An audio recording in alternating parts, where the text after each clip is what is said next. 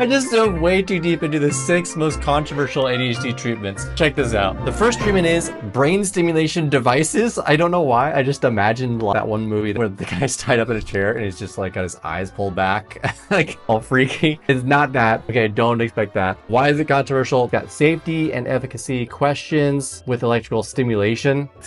That's not at all like I was imagining. Supporters say, well, it's FDA approved, not medication, great alternative, so why not? Why not? It's helped 55% of kids tested it out with ADHD improve, 17% who did not. It had a 31% decrease in ADHD symptoms, so it helped 31% compared to 18% that did it as a placebo. I don't know how you could do this as a placebo. If they're electrical stimulation, how do you fake that? Like, electric. I don't know what's happening. Like, how do you do that? I don't know. Researchers expected, I'm so sorry, I worded this so weirdly. Your brain does not reduce 30%. I'm sorry, typo. Basically, researchers thought this would help by 30%. Second treatment, that's very controversial, apparently, neurofeedback therapy. Why? Because it's expensive, time consuming, has mixed study results. People that like it say it improves their focus and impulse control without having to use meds. Apparently it seemed to do pretty well. However, there's not really any significant differences in the overall total scores for ADHD versus comparison group. Layman's terms, it didn't really do much. It just basically needs more studies. Basically considered probably helpful. I don't know if I would trust somebody that would come up to me and say,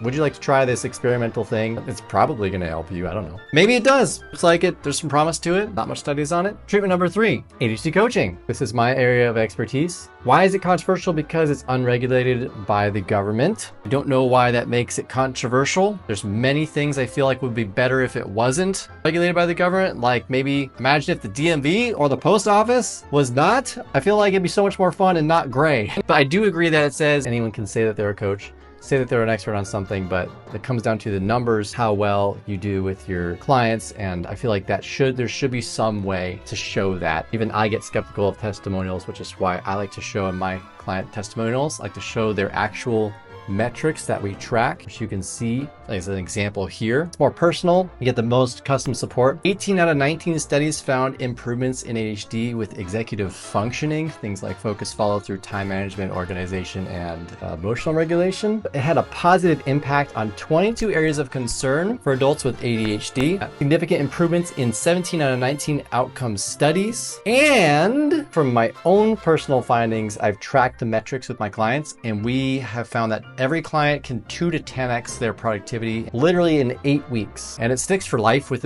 is really great, which is why I love doing it. Treatment number 4, elimination diets. I feel like this is a really good one. I don't know why this is really controversial. By the way, the red dye that's in a lot of foods is finally being eliminated from American diets. It's really bad for you, especially for ADHD. Red dye is horrible for ADHD, and so is yellow dye. Supporters say parents report better behavior when cutting processed foods. There's a 60% positive response when there's an elimination diet, but that was in one study, just one. 5% improved diet that was free of food colorings. This was supposed to say only 9 to 10% may have a true dietary response. So there's still a lot of testing on these things. I think that's why it's controversial. 35% of the people that tried this had either a little response or a full response to the elimination diet, whereas 51% did well just on having a healthy diet. Number 5, CBD oil. CBD. Why it's controversial, I don't think I have to really say. If this is for kids, I can totally see why this is controversial. It's limited on research. It is legal in some areas, restricted in many places. Supporters say that it helps them have a better emotional regulation, reduce anxiety. 92% of people who use this reported it improved their symptoms with ADHD. And also, potential risks have been shown to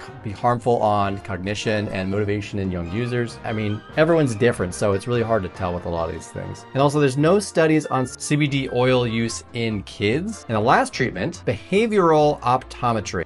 Not enough evidence to support it, but I thought it was very interesting because I'd never heard this before. Supporters say that basically better visual processing for people with ADHD reduces our hyperactivity. Experts basically are trying to emphasize that there's a link between eye movements and attention, right? We got that. That makes sense. And for people with ADHD, we get distracted easily. And when we see a shiny thing to us, we just lock and load on that thing, right? But 1 in 10 people that have ADHD struggle to focus both eyes on close objects, versus 1 out of 50 people without ADHD struggle with that. Like, what are we, a chameleon or something? Like, I'm just staring at something and then all of a sudden my other eye goes over here. No, that's pretty accurate, actually. Yeah, if there's like a cake on the right side of me and there's homework in front of me or something, yeah, it's very accurate. Apparently, 75% of children that tried this improved after 12 weeks of vision therapy. I think that there's some interesting promise to some of these. I'd love to know in the comments what you think is the most interesting of all of these. Like and subscribe if you like this video, and if you like this video, you're going to seriously love this video right here.